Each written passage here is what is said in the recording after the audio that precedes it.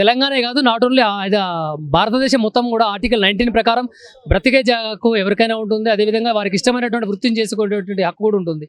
ఈ శ్యామ్ అనే వ్యక్తి ఎందుకు ఇలాంటి వార్తల్ని చెప్తున్నాడు?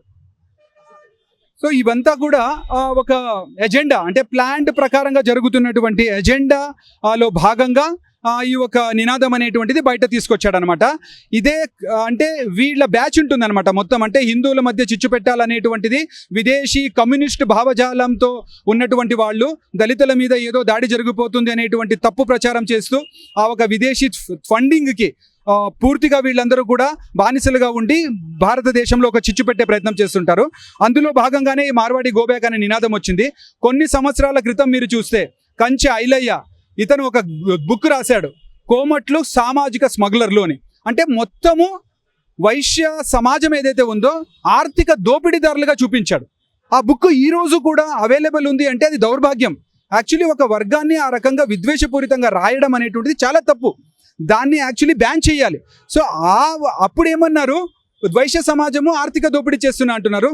ఇదే శాంసన్ను వీళ్ళందరూ కూడా కలిసి కూర్చొని ఈరోజు ఏమంటున్నారంటే మన వైశ్య సమాజం వాళ్ళ ఆర్థికంగా దెబ్బతీస్తున్నారు మార్వాడీలు అంటున్నారు. అంటే అప్పుడు లేని మన వైశ్య సమాజం ఇప్పుడు మన వైశ్య సమాజం అయిపోయిందా? ఎంత కుట్ర ఉంది దీని వెనక అనేటువంటిది ఇక్కడ మనం గ్రహించాల్సినటువంటి అవసరం ఉందన్న. అంటే ఆలయాలు కూల్చుస్తున్నా మాట్లాడేటువంటి ఇట్లాంటి వాళ్ళు ఇప్పుడు హిందువుల్ని రెచ్చగొట్టే విధంగా వ్యాఖ్యలు చేస్తున్నటువంటి పరిస్థితి. ఎందుకు వీళ్ళు ఇలా ఈ పంతాన్ని ఎంచుకున్నారంటే ఏం చెప్తారు? విభజించు పాలించు అనేటువంటి బ్రిటిషుల ఒక కుట్ర అన్నమాట ఇది. వాళ్ళు కులాల పరంగా విభజించారు, భాషల పరంగా, ప్రాంతాల పరంగా ఇలా వివిధ రకాలుగా విభజించారనమాట. ఇస్లామిక్ ఆక్రమణదారులు కూడా ఇక్కడ వచ్చిన తర్వాత వాళ్ళు ఇక్కడ ఉన్నటువంటి దేవాలయాల మీద దాడి చేయడము, ఇక్కడ హిందూ మహిళల మీద అత్యాచారం చేయడము, విగ్రహాలని ధ్వంసం చేయడము, ఇక్కడ సంస్కృతి సంప్రదాయాన్ని నాశనం చేయడం అనేటువంటిది ఒక భాగం. అంటే భారతదేశము ఎదగకూడదు అనేటువంటి ఉద్దేశము, సాంస్కృతికంగా దెబ్బతీయాలనేటువంటి.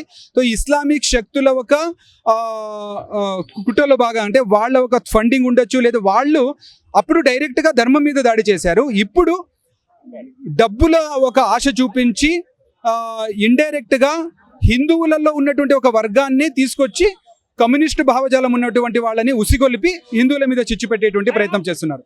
ముత్యాలమ్మ దేవాలయం మీద ఒక ముస్లిం వచ్చి దాడి చేశాడు. అందులో అతను చాలా ఓపెన్గా చెప్పాడు, ఇక్కడ ఒక ట్రైనింగ్ క్లాస్కి నేను వచ్చాను, ఆ ట్రైనింగ్లో నాకు ఏదైతే నేర్పించారో దానికి నేను అంటే ఒక ప్రేరణ పొంది నేను ఈ ఒక దాడి చేశాను అనేటువంటిది